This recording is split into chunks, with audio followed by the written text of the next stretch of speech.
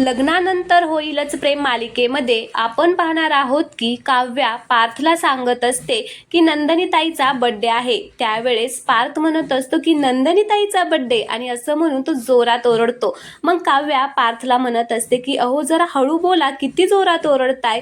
त्यावेळेस पार्थ म्हणत असतो की जंगी सेलिब्रेशन करूया आपण नंदिनीच्या बर्थडेचं। मग काव्या सुद्धा हो म्हणते। तर दुसरीकडे जीवा देवासमोर हात जोडून म्हणत असतो की प्लीज देवा, नंदिनीच्या बर्थडे दिवशी काहीतरी चमत्कार कर।